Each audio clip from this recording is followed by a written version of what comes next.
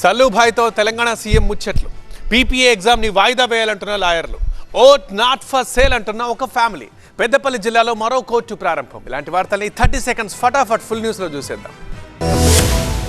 CM Revanth కు sports అంటే ఎంత ప్రేమో స్పెషల్ గా చెప్పనక్కర్లేదు. నిన్న గచ్చిబౌలిలోని జీఎంసీ బాలయోగి స్టేడియంలో Indian super cross racing league season 2 ను ఆయన ప్రారంభించారు. దీనికి హాజరైన సీఎం చాలా సేపు పోటీలను తిలకించారు. ఈ కార్యక్రమానికి బాలీవుడ్ సూపర్ స్టార్ సల్మాన్ ఖాన్ కూడా హాజరయ్యారు. ఆయనతో చాలా సేపు ముచ్చటించారు రేవంత్ రెడ్డి. తెలంగాణలో తాము క్రీడలకు పెద్దపీట వేస్తామని చెప్తున్న సీఎం రేవంత్ ఈ నెల 13వ తేదీన మెస్సీతో మ్యాచ్ లోనూ పాల్గొంటున్నారు. ఇటీవలే ఫుట్బాల్ గ్రౌండ్ లో దిగి యువకులతో కలిసి ప్రాక్టీస్ కూడా చేశారు. ఇక తెలంగాణలో వివిధ క్రీడా కార్యక్రమాలు నిర్వహించేందుకు కూడా ఆయన ఉత్సాహం చూపిస్తున్నారు. ఇప్పుడు సూపర్ క్రాస్ రేసింగ్ లీగ్ లో ఆయన పాల్గొని అక్కడి వారిని ఉత్సాహపరిచారు. పంచాయతీ ఎన్నికల నేపథ్యంలో ఓ కుటుంబం ఏర్పాటు చేసిన ఫ్లెక్సీ ఆసక్తి కలిగిస్తోంది. వజ్రాయుధం లాంటి ఓటు హక్కుతో జనాలకు సేవ చేసే నాయకులను ఎన్నుకోవాలి గానీ నోటుకు అమ్ముడు పోవద్దంటూ ఆ కుటుంబం సందేశాన్ని ఇస్తోంది. నార్కెట్పల్లి మేజర్ గ్రామ పంచాయతీ మాజీ వార్డు మెంబర్ దేవరశెట్టి రుక్మిణి నారాయణ ఇంటి ముందు ఈ ఫ్లెక్సీ ఏర్పాటు చేశారు. ఓటు చాలా విలువైనది. ఓటును నమ్ముకోవద్దు. మంచి అభివృద్ధిని చూసి మంచిగా ఎన్నుకోవాలి. పరిపాలన చేసే వాళ్ళు ఎవరో వాళ్ళకి చూసి మంచిగా ఓటేయాలి.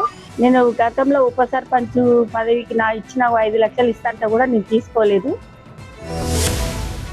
రాష్ట్ర వ్యాప్తంగా డిసెంబర్ 14వ తేదీన జరగనున్న అసిస్టెంట్ పబ్లిక్ ప్రాసిక్యూటర్ రాత పరీక్షను వాయిదా వేయాలని తెలంగాణ జూనియర్ అడ్వకేట్ అసోసియేషన్ ప్రభుత్వాన్ని కోరింది. సైఫాబాద్ లోని డీజీపీ కార్యాలయంలో Telangana state level police recruitment board chairman శ్రీనివాసరావును జూనియర్ అడ్వకేట్స్ బృందం కలిసి వినతిపత్రం అందజేశారు. గ్రామ పంచాయతీ ఎన్నికలు ఏపీపీ పరీక్షలు ఒకే రోజు ఉండడం వల్ల వేలాది మంది అభ్యర్థులు ఓటు హక్కు వినియోగించుకునే అవకాశాన్ని కోల్పోయే పరిస్థితి వస్తుందన్నారు న్యాయవాదుల సంఘం సభ్యులు. ఈ పరీక్షలో గ్రామీణ ప్రాంతాలకు చెందిన అభ్యర్థులే ఎక్కువగా ఉంటారని, వారికి తీవ్ర నష్టం జరుగుతుందని ఆందోళన వ్యక్తం చేశారు. ఎన్నికల కారణంగా ఇప్పటికే TG set schedule, national Lok Adalat వాయిదా పడ్డాయని, ఇదే విధంగా అసిస్టెంట్ పబ్లిక్ ప్రాసిక్యూటర్ పరీక్ష కూడా వాయిదా వేయాలని కోరారు.